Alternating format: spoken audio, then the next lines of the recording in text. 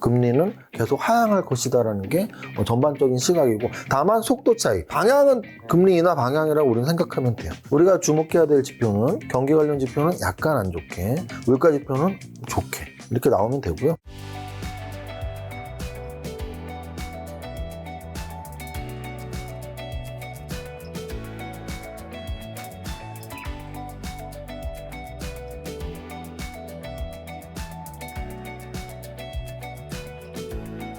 자, 미국 연준에 이제 금리 인하를 시작했기 때문에 또 강세장이 더 계속된다라는 말씀도 해주셨는데, 연준의 금리 인하 기대감이 또 시장에 선반영되었다는 분석도 있고요. 그리고 또 금리 인하 속도가 기대에 미치지 못할 경우에 증시에 어떤 충격을 좀 받게 될 수 있을까요? 또 미국에서 뭐 요즘에 뭐 데이터가 좋게 나와서 금리 인하 좀 안 할 수도 있는 거 아니야, 뭐 속도 늦어지는 거 아니야 하면서 좀 출렁인 것도 있었던 것 같은데. 맞습니다. 미래에 어떤 일이 벌어질지는 우리는 아무도 모르니까. 네. 금리 인하가 이제 뭐 올해 2번 하고 내년에도 계속하고, 그래서 뭐 지금 4%대에 있던 금리가 1%까지 떨어질 거야 100%라고 말할 사람은 아무도 없죠. 우리나라에도 있으면 안 되고 미국에도 있지 않겠죠. 왜?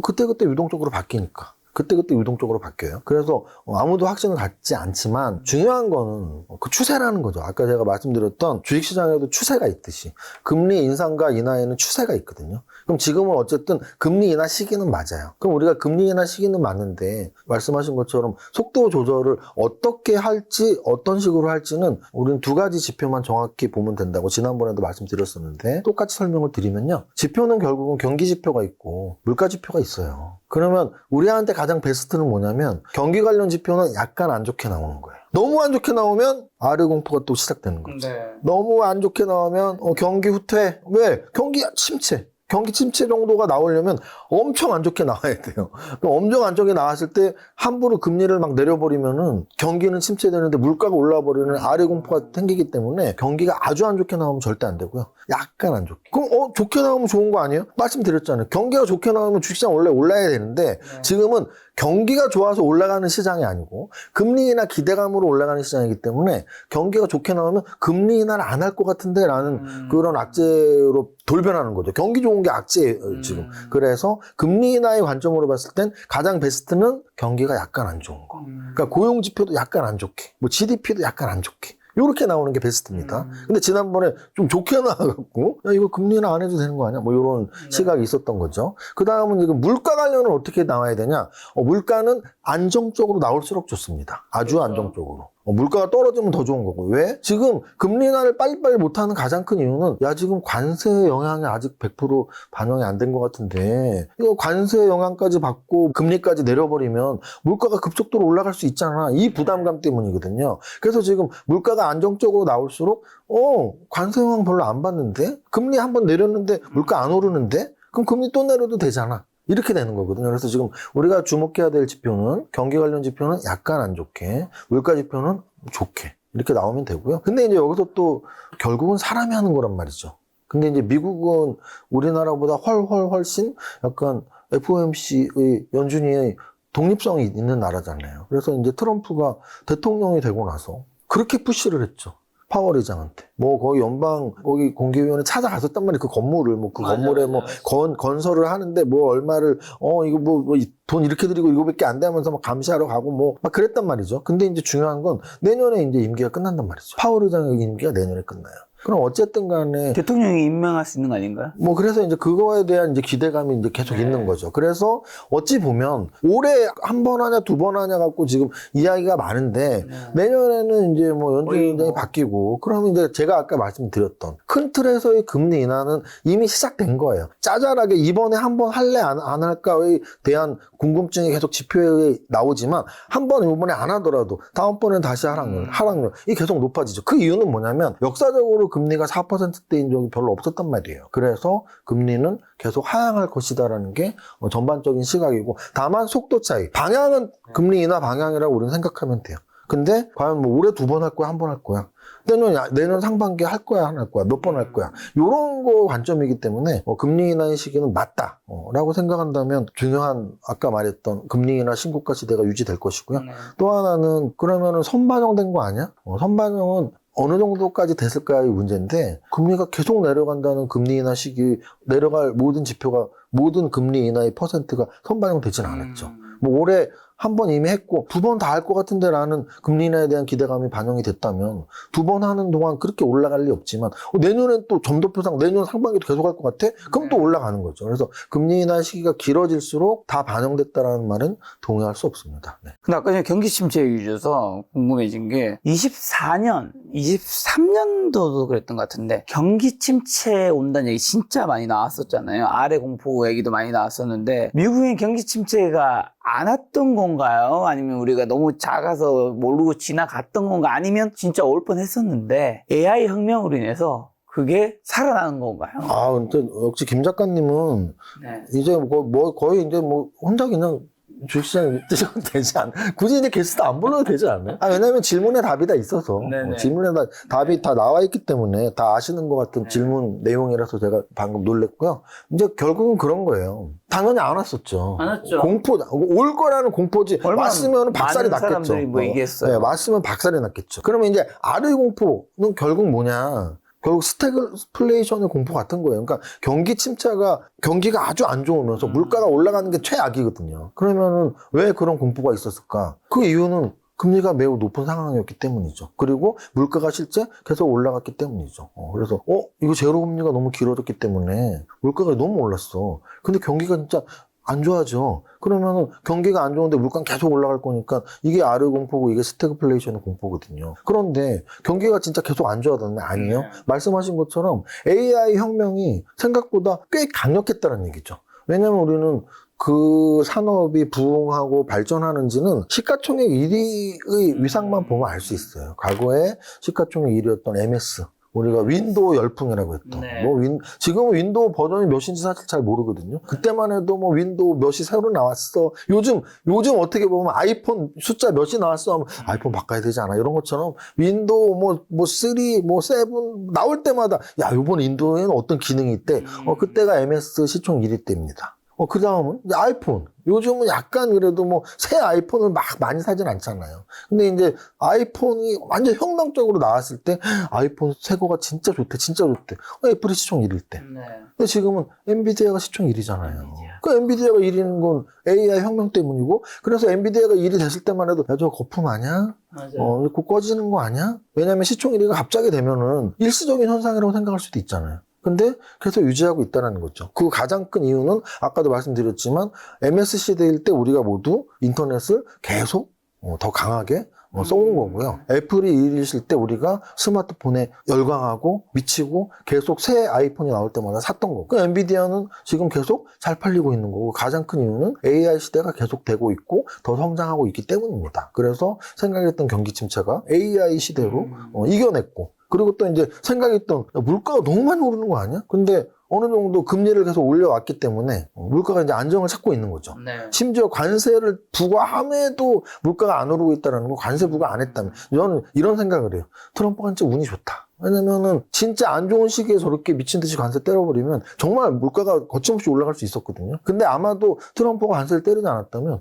물가는 훨씬 안정적으로 내려올 수도 있고, 만약에 그랬다면 금리는 훨씬 더 빨리 내릴 수도 있었겠죠. 근데 이제 약간 트럼프의 이율 배반적인, 관세는 관세대로 때리면서 빨리 금리 내리라고 하고, 그러니까 이제 연준 위원장은 불안한 거죠. 네가 그렇게 관세를 올려놨는데 물가 올라가면 어떻게 해서 금리를 자꾸 내리라고 해. 못 내려 했는데 8월이 지나고 꽤 많은 나라들하고 관세 협상이 되고 물가는 실질적으로 많이 안 오르니까 그러면 이제 금리를 내려도 되나 하고 한번 내린 거예요. 그래서 어찌됐든 저찌됐든 저는 이런 모든 것들에 대해서 과거에 아르 공포 또는 스태그플레이션의 공포가 왔었냐 안 왔었냐, 올 위험이 있었지만 AI로 이겨냈고, 또 하나는 이제 금리 인하인 시기로서 이겨낼 것이다.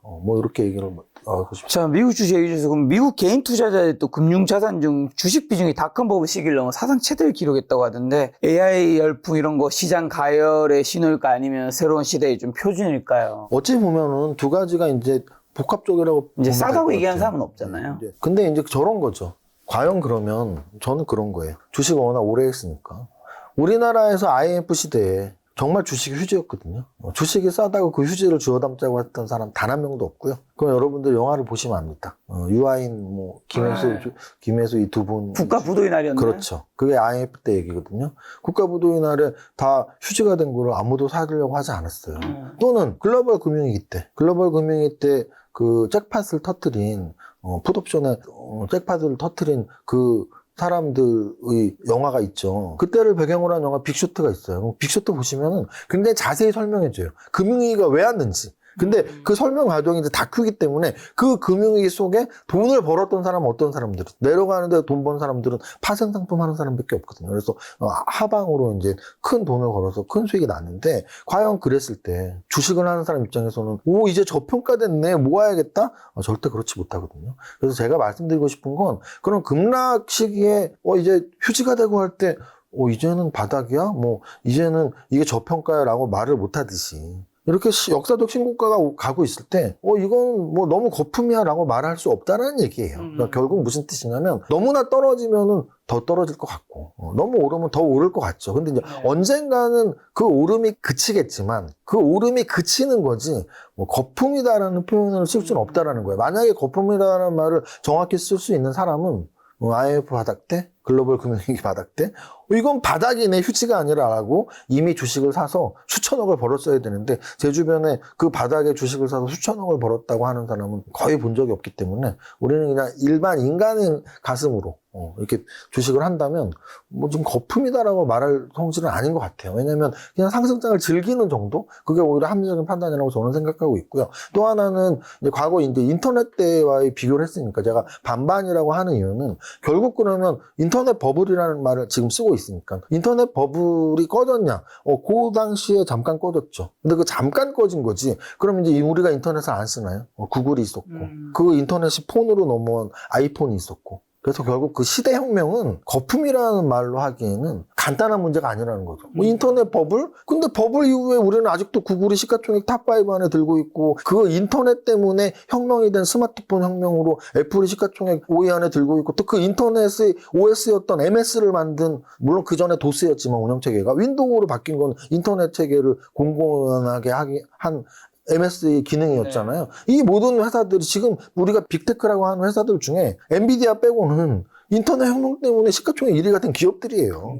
그러면 지금 과연 AI 시대가 버블이라고 말할 수 있느냐 하면 저는 전혀 그렇지 않고요. AI 시대는 시대 소명이고 당연히 와야 될 것이고 그것 때문에 주가가 올라갔다고 거품이라고 하기보단 어느 분야로 어떻게 흘러가는지를 계속 관찰해야지 이제 AI 끝나면 다 폭락할 거야?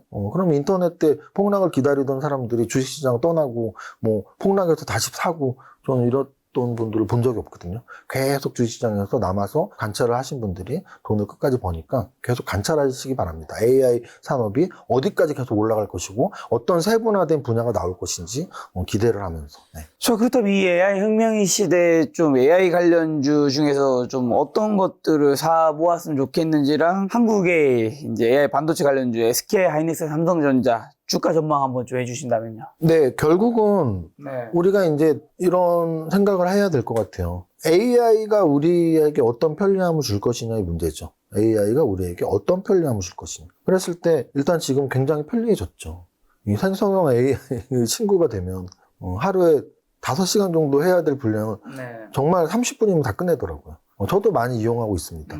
그러니까 예전에는 뭐 검색어에서 검색을 딱 해서 제가 다 찾아서 제가 정리를 해야 됐다면, 근데 이제 질문자가 좀 스마트해야 될 것 같아요. 그 분야를 확실히 안다면. 저는 이제 주식을 확실히 아니까 질문을 할수록 답변이 잘못된 답변이 눈에 보이죠. 근데 이제 그걸 해결하는 방법은 여러 번의 구체적인 질문을 하면 돼요. 첫 질문에는 엉성한 되게 터프한 답이 나오죠. 첫 질문에. 근데 그걸 딱 보자마자 그걸 알아낸다면, 모르면 그걸 철석같이 믿잖아요. 그러면 안 되죠. 근데 이제 보고서, 이거는, 너무 러프한 답변이고, 결국은 이거를 좀 한 번 더 세공하고 세밀하게 깎아내려면 구체적인 질문을 하면, 제 생각에 한 5번에서 10번 사이의 질문만 하면, 제가 원하는 답의 한 99% 가까운 답을 얻을 수 있는데요. 그 정도의 답을 얻으려면 제가 만약에 검색을 하고 조사하면 2시간이 걸리는 게 한 5번, 10번의 질문은 1, 20분에 끝나거든요. 그래서 어찌 말하면 굉장히 편안함을 주고 있죠. 저 같은 주식 투자자보다 훨씬 더 크게 영향을 받는 사람이 많겠죠. 어떤 연구를 하시는 분이거나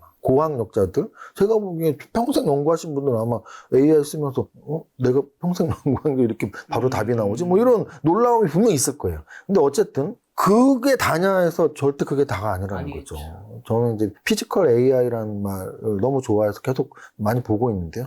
로봇 시대가 오고 있습니다. 로봇 시대는 지금 뭐 구글, 테슬라, 뭐 아마존, 우리가 알고 있는 거의 모든 대기업들에서 로봇에 대해서 연구를 하고 있고요. 어찌 보면 몇 년 전에는 사실은 거의 모든 빅테크 기업들이 자율주행에 좀 이렇게 쫙 들어갔었어요. 5년 전 생각을 해보시면 코로나 시대였습니다. 2020년. 이제 막 장이 막 올랐을 때 2021년 초에 현대차, LG전자 이런 애들이 막 상한가가 그랬어 막. 근데 그 가장 큰 이유가 뭐였냐면 애플에서 자율주행을 만드는데 현대차와 또는 뭐 그 전장 제품을 LG전자와 이런 재료들이 막 나오고. 근데 이제 물어보니까 뭐 협의 중에 있으나 뭐 어떻게 됐었고. 그러면서 이제 나중에 결국 애플은 접었습니다, 자율주행을. 그러니까 자율주행이 생각보다 쉽지 않았던 거죠. 물론 테슬라가 거의 독보적 1위고 아직도 계속 나아가고 있지만 자율주행의 시대가 열리고 있지만 그게 이제 팍 와닿지는 않았죠. 5년 전부터 이렇게 자율주행에 많이 빅테크들이 들어간 거에 비해서는. 그런데 로봇은 좀 달라요.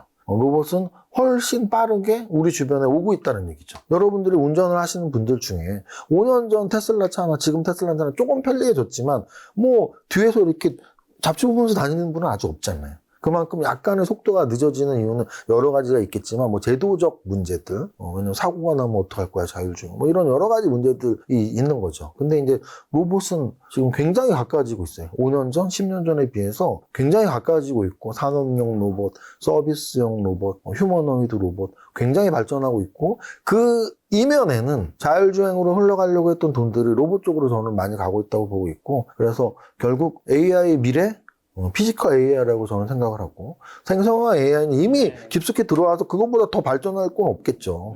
근데 이제 그 생성화 AI가 뇌로 가서 그 뇌가 관절 같은 거를 만들어낼 수 있는 기술들이 더 고급화된다면 모든 집에 로봇이 하나씩 생겨야 되고 그런 시대가 가까워지고 있다고 보고 있습니다. 로봇이라고 하면 요즘 또 노란봉투법 때문에 이게 시행이 될 경우에 기업들 로봇 도입 속도가 좀 빨라질 것이라고 얘기하시는 분들도 많던데 로봇주 중에서 그러면 이제 종목까지 얘기하긴 그렇다면 좀 어떤 기업에 우리가 좀 포커스 맞춰야 될까요? 뭐 대기업의 투자를 받는 뭐 로봇 회사들 이런 데 좀 더 주목해야 될까요? 네, 아무래도 이제 주식 투자에서 뿐 아니라 우리가 이제 인생을 살면서 자기가 몸담고 있는 분야에서 성공하는 가장 빠른 방법은 김 작가님은 이미 아시겠죠. 성공한 사람을 따라하면 돼요.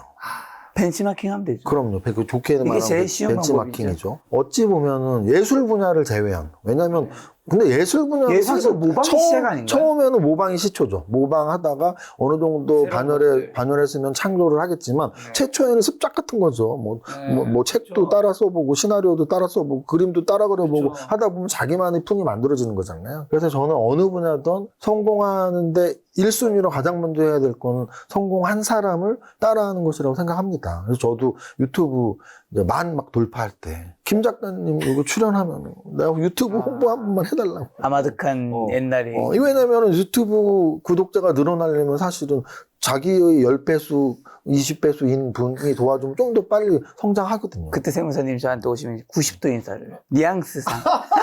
요즘에 오시면, 왜냐면 이제 20만 명에서 더 늘어나지 않는다는 걸 알기 때문에 구독자에 별 이제 큰 영향이 없죠, 나와도. 그 당시만 해도 김 작가 출연 한 번 하면 하루에 한 5천 명씩 늘었고, 진짜로. 맞아. 진짜로. 그때 많이. 제가 10,000명일 때 10만 명 간 게 굉장히 빠른 속도로 갔는데. 제 채널에 굉장히 큰 기여를 했던 걸 저도 기억하고 있어요. 김 작가 TV 한 번 출연하면 그날만 2,000명씩 늘어나는 거야. 정말 깜짝 놀랐는데 요즘은 그렇지 않아요. 그래서 인사하지 않습니다, 요즘은. 근데 어쨌든 간에. 그래서 제가 이 말씀을 왜 드리냐면 저는 주식 투자도 이제 두 가지 측면에서 말씀을 드린 거예요. 첫 번째는 여러분들이 주식 투자에 성공하고 싶으면 성공한 사람을 보면 돼요.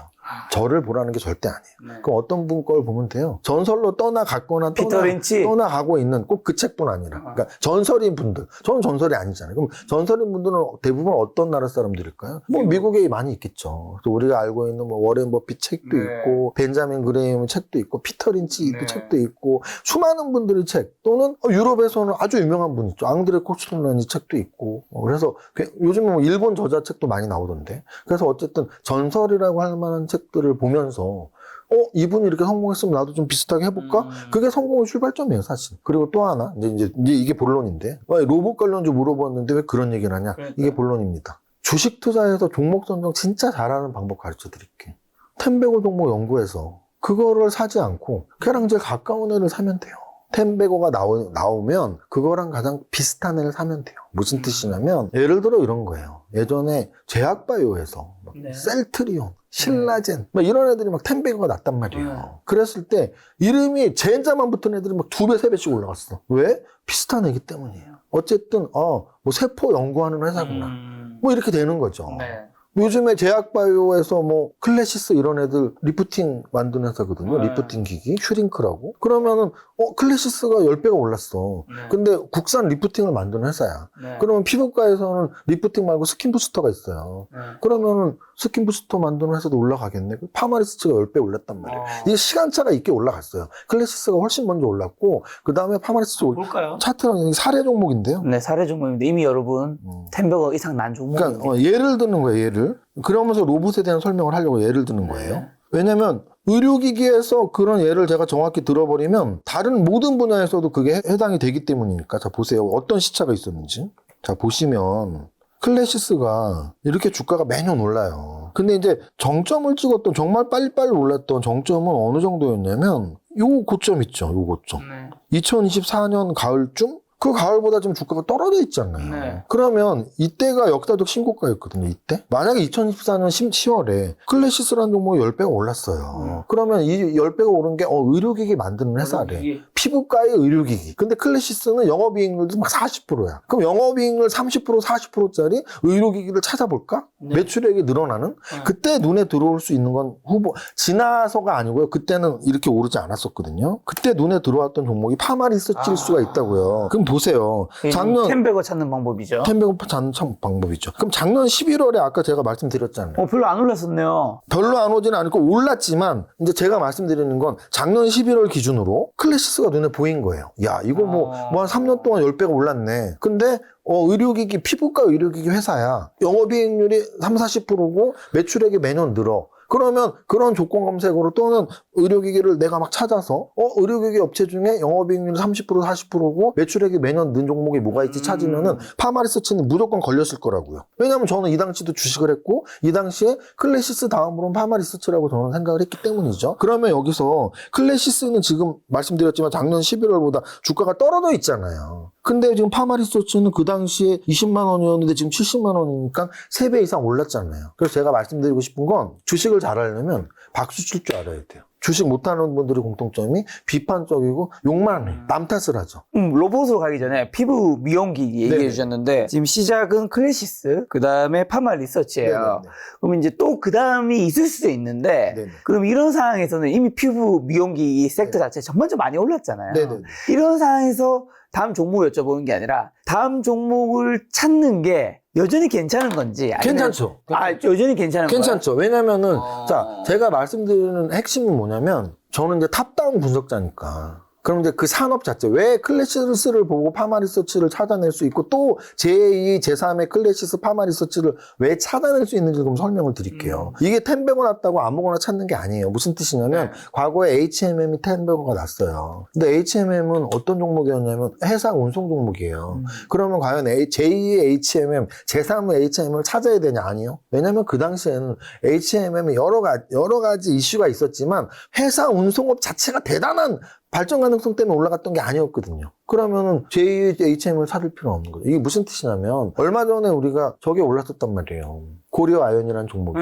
고려아연 올랐어. 그러면 고려아연이 오르면 그럼 저런 비금색 광물 업종을 찾아야 돼? 아니요. 왜? 그 종목은 그 동업자의 지분 싸움으로 올라갔거든요. 특이 이슈. 그게 이슈이기 때문에 제2의 그걸 찾을 필요가 없어. 찾을 수도 없고. 제가 말씀드리고 싶은 건 산업 자체. 그러면 제2의 클래스를 찾을 수 있는 원동력은 뭘까요? 피부 미용 기기, 의료기기가 앞으로도 계속 발전할 거야? 그럼 발전하죠. 왜? 이제 발전의 원동력을 제가 또 설명을 드리면 여러분들 뭐 이런 말씀 드리긴 뭐하지만 줄 세우기 같아서 저는 지금 뭐 제가 학생은 아니니까 근데 요즘 학생들은 그렇다던데요. 뭐요? 이제 또 지금 이제 수능이 곧 11월 늘 똑같은 날에 있죠. 11월 몇째 주 무슨 요일 수능이죠. 네. 이제 그러면 추석 지나고 수능이 이제 곧 한 달 보름 남은 것 같은데 네. 수능이 끝나면 뭐죠? 대학 지원을 해야 되잖아요. 네. 근데 저희 때는 안 그랬어요. 또 김 작가님 때는 또 다를 수 있지만 네. 저희 때는 한 학교의 전교 1등은 문과 1등은 뭐 법대를 갔는데 그렇죠. 이과 1등은 저희 선배나 저희 때까지만 해도 물리학과 또는 전자공학과 그 물리학과 전자공학과 갔던 그 전교 1등 하던 학생들이 지금의 반도체 강국을 만들고 화학 강국을 만들었던 거죠. 그런데 지금은 다 의대 간다면서요. 그렇죠. 전교 1등, 어느 학교의 전교 1등도, 물론 뭐 너무 과학에 대한 열의가 있으면 네. 뭐 공대를 갈 수 있겠지만 대부분은 의대를 간대요. 저 때는 그렇게 혹시라도 갖는 친구들은 극소수를 제외하고는 다시 의전을 갔어요. 그러면 어쨌든 그때부터는 거의 뭐 지금 네. 10년 이상, 15년 이상 이렇게 흘러온 건데 저희 때는 이런 이과에서 진짜 공부 잘하는 애들은 물리학과랑 전자공학과 갔습니다. 전교 1등은. 그래서 우리나라의 과학 발전 또는 이런 산업 발전을 이바지를 했겠죠. 그럼 의대를 가면 병원 발전에만 이바지 하느냐? 그렇진 않다는 얘기죠. 그렇진 않죠. 왜? 연구하는 분들도 있을 거 아니에요. 뭘 연구해? 어쨌든 사람의 생명에 대해서 네. 또는 우리의 건강에 대해서. 그 우리 생명과 건강에 대해서 연구하는 산업이 바로 제약바이오 산업이에요. 그렇죠. 그래서 저는 우리나라 제약바이오 산업은 굉장히 앞으로 성장 가능성이 있다고 봐요. 그런데 여기서 중요한 건 제약바이오 산업이 여러 가지가 있는데 신약개발 쪽은 쉽지 그래도 않죠. 좀 밀리죠. 왜냐면 우리가 빅테크 기업 뭐 테슬라, 엔비디아에 우리가 밀리듯이 빅파마라 그러잖아요. 제약산업에. 빅파마에 비해서 우리나라의 인력이나 자금력이 당연히 밀리죠. 연구의 경험이나 여러 가지가 밀리죠. 그러니까 신약 개발을 할 수 있는 이게 쉽지가 않은 임상한데 엄청 많은데 쉽지가 않죠. 임상 성공하기가. 그런데 피부 의료기기, 성형 의료기기는 또 다른 얘기예요. 왜냐? 우리나라의 그 많은 우수한 인력의 의대의 분들 중에 성형외과 피부과가 거의 일지망이라는 거죠. 네. 그러면 우리나라 뭐 강남에 가면 한 건물 건너 한 건물이 피부과고 성형외과예요. 그런데 그러면 우리나라가 세계에서 가장 부자 나라도 아니고 네. 수많은 돈을 성형외과 피부과에서 쏟는다고 해도 그 산업이 그렇게 발전할 수는 없거든요. 그런데 왜 그럼 우리나라 피부과 성형외과가 계속 지속 성장으로 발전할 수밖에 없냐? 거의 세계 원탑이기 때문입니다. 외국에서 수많은 부자들이 우리나라에 와요. 성형 수술을 하고 특히 요즘에는 성형 쪽보다 플라스틱 서저리보다 오히려 요즘에는 피부 쪽으로 여행을 많이 오신다고 해요. 그러니까 이런 거예요. 우리가 예전에 기억하실지 모르겠지만 남자분들은 요즘에도 마찬가지. 뭐 일본 가서 뭐 다싸이 뭐 이런 사케 하나 사오면 돼. 아니면 뭐 야마자키 같은 산토리 위스키 하나 사오면 비행기값 나와. 또는 여성분들은 홍콩 가서 뭐 샤넬백이나 루이비통 하나 사오면 비행기값 남아.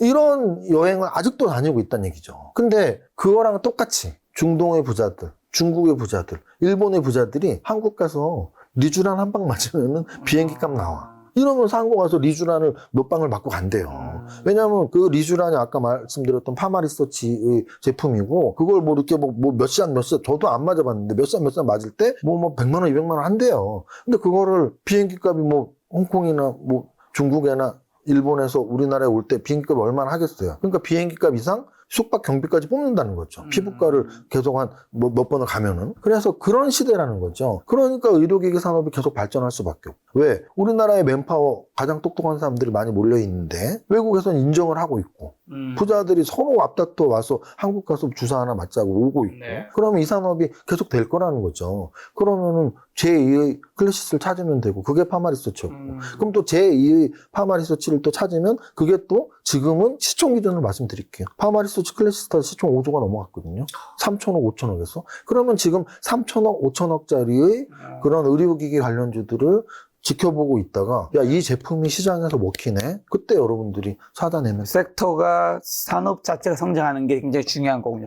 슈퍼게임이 이정윤 세무사님과 함께한 이제 실전 투자 마스터 클래스 멤버십이 벌써 이제 2달 넘게 진행됐고 벌써 함께한 이제 누적 수강생이 지금 한 3,000명 정도 되는데 멤버십 진행하면서 특히 9월 달에 저희가 좀 공개했던 종목들에서 성과가 굉장히 잘 나왔더라고요. 그래서 아마도 이제 같이 그 수업을 참가하셨던 분들은 이제 기쁜 한 달을 보내셨을 것 같은데 그럼에도 불구하고 아무래도 수익난 기업들을 저희가 완전 뭐 리딩하고 그런 건 절대 아니다 보니까 혼자서 익절하기 어려우셨던 분들이 많아서 그런 문의가 좀 많았는데 그래서 이번에는 10월부터 연말까지 함께 이세무사님과 투자자분들을 밀착 관리할 수 있는 과정을 새로 한번 만들어 보았습니다. 그래서 많은 분들이 성과 후에 어떻게 해야 하는지 이제 궁금해 하시는 분들이 많았는데, 투자 업력이 오래되신 분들은 사실 뭐 본인의 목표 수익률 또는 투자 전략에 따라서 익절을 하셨을 텐데, 아마도 개인 투자자 또 초보 투자자분들은 그러지 못한 분들도 많으셨을 텐데요. 그런 분들을 위해서 이번 포트폴리오 밀착관리 클래스를 준비했다고 보시면 될 것 같고요. 네, 그래서 기존 클래스와 이번에 새로 생기는 새로운 클래스의 가장 큰 차이는, 기존 클래스는 제가 이제 뭐 한 달에 한 번씩 종목을 제시하고, 그리고 이제 매일매일 올라가는 정보들은 장전에 또는 장중에 장마감에 오늘 시장의 중요한 재료들, 중요한 마감 재료들, 이렇게가 이제 정보로 올라갔다면, 새로운 뉴 클래스에서 가장 큰 차이점은 하루에 한 번씩 이런 시장 마감 상황에서는 이런 종목 선정이 중요해요 라고 해서 한 종목씩 종목 선정 사례를 통한 직접 종목 선정하는 방법을 매일매일 가르쳐 드리고요. 또 하나는 뭐 여러분들이 그걸 사든 안 사든 자유지만, 또 사는 분들이 있을 테니까 이걸 이제 포트폴리오 관리는 어떻게 하는 건지, 그래서 매일매일 한 종목을 관리를 안 하면 뭐 하루에 20종목, 그럼 1년에 200종목이거든요. 네. 대다수의 리딩이 그렇죠. 대다수의 리딩이 오늘 이 종목이 좋습니다. 내일은 이 종목이 좋습니다. 그걸 매일매일 하다 보면 뭐 1년에 뭐 1000종목도 넘겠죠. 그래서 저는 이제 포트폴리오 구성은 어떻게 하고 그걸 관리를 어떻게 하는지를 사실 더 중요하게 생각하기 때문에 매일 한 종목씩 선정하고, 그 선정된 종목을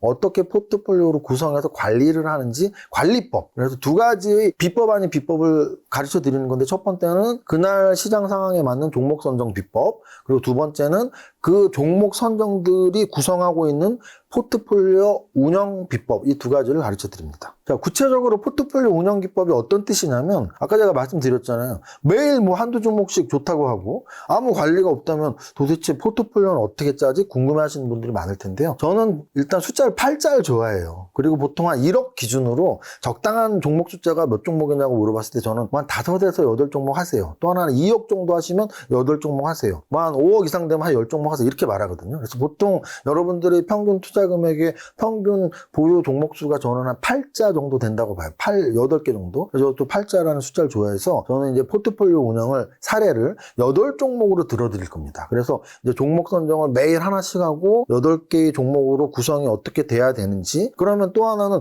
여러분들이 그런 궁금증이 많이 있으세요. 내 포트폴리오에서 어떤 거를 빼야 되는지, 또 어떤 거를 사고 싶을 때 어떻게 빼야 되는지를 제일 어려운데, 아까 말씀드렸지만 매일 한 종목을 선정하고 8개의 포트폴리오를 구성하면서 어떤 종목을 편입할 때 어떤 종목을 편출해야 되는지, 그래서 두 가지, 종목 선정 기법 그리고 포트폴리오 운영법, 이 두 가지를 제가 사례로서 직접 눈으로 확인할 수 있는 사례로서 말씀을 드립니다. 여기서 이제 여러분들은 두 마리 토끼를 잡으시는 게 가장 좋은 건데요. 첫 번째는 종목 선정 기법, 포트폴리오 운영법을 통해서 스스로 학습할 수 있는 투자자, 스스로 포트폴리오도 운영하고 스스로 종목 선정도 하는 투자가가 최초의 목표고요. 근데 이제 거기서 부수적으로 두 번째 토끼는 뭐냐면, 저랑 이제 함께 사례로 공부를 했는데 이렇게 같이 따라 하시다가 수익이 난다면 이제 그게 두 번째 추가적인 효익이 될 텐데, 제가 뭐 종목 선정 진짜 열심히 하고 포트폴리오 운영 잘해서 여러분들이 공부도 되고 수익도 얻을 수 있는 그 두 마리 토끼를 함께 잡아보겠습니다. 이전 과정과 다른 거는 좀 더 밀착해서 이제 관리를 해주는 거네요. 그래서 포트폴리오 밀착 관리 클래스인 거네요. 근데 저는 이 과정에서 뭐 꼭 두 가지 말씀드리고 싶은 건 저희 구독자분들과 그리고 수강생분들에게, 첫 번째는 제가 이런 강좌를 세무사님과 이제 지난 7월 때부터 시작했고 지금도 여전히 하고 있는 이유는 상승장이기 때문에. 사실 세무사님도 주식 투자를 이제 한 30년 정도 하셨지만, 하락장에서 그리고 상승장에서 똑같이 실력이 똑같다고 한다면 세무사님 똑같으니까요. 똑같이 돈을 벌 수 있나요? 절대 그렇지 않죠. 그렇죠. 물론 하락장과 상승장이 평균 수익을 내려면 네. 파생 상품, 그러니까 뭐 떨어질 때 오를 때도 수익이 나는 그런 상품이 아닙니다. 근데 일반 분들은 파생 상품 안 하시니까. 제 말이, 그러니까 주식으로만 하락장과 상승장에 똑같이 수익 내는 건 말이 안 되고요. 네. 그러면 결국은 이런 속담에 맞게 네. 물 들어올 때 노져라처럼 상승장에서 그렇죠. 수익이 나야 돼요. 네. 예를 들면 이런 거예요. 저희가 7, 8, 9, 3달 동안 제가 한 달에 16종목을 제시를 했었는데, 7월, 8월은 사실 약간 조정장이었거든요. 근데 이제 종목들 중에 16개 중에 뭐 오른 게 8개면 떨어진 게 8개일 수 있겠죠. 근데 9월 달에는 사실 지수도 3,200에서 3,400까지 왔잖아요. 그럼 3,200에서 3,400이면 지수가 한 8% 정도 올랐거든요. 아까 월간 상승률이 지수 8%. 그럼 여러분들의 종목은 평균 8%가 올랐어야 되는데, 실제 뭐 김 작가님도 아시지만 제가 말씀드린 종목 중에 50%, 70%, 80% 오른 종목이 나오는 거죠. 예전에 코로나 위기 때 제로금리 나오면서 지수가 1,400에서 3,300 갈 때 대형주들조차도 뭐 카카오, 뭐 네이버 이런 종목이 5배 이상 올랐거든요. 그래서 지금 물 들어올 때 노저라는 얘기는 뭐냐면 지수가 한 달에 10% 오를 때 우리는 종목 선정을 잘하면 20%, 30%, 50% 수익이 날 수가 있기 때문에 네. 여러분들 지금일수록 더욱더 공부하셔야 된다. 네. 함께 공부하시자는 말씀입니다. 그렇기 때문에 그런 밀착 관리 서비스다 보니까 아무래도 저희가 이전에 했던 저렴한 비용보다는 조금 더 가격이 있기 때문에 여러분들이 금전적으로 좀 더 여유가 충분하신 분들이 저는 결제를 만약에 하셔서 함께 하신다면 저희가 훨씬 더 마음 편히 수업을 진행할 수 있을 것 같고요. 그리고 10월 연휴가 또 신청해 주신 분들에게는 제가 좀 특별 혜택을 드리고자 합니다. 10월 1일부터 10월 12일까지 신청자분들께 전원 특별 할인 혜택을 제공해 드릴 테니까요. 꼭 그 기간을 놓치지 마시고 신청하신다면 여러분들이 이세무사님과 함께하는 밀착관리 클래스를 받아서 여러분들의 계좌가 좀 더 플러스가 될 수 있지 않을까 생각합니다.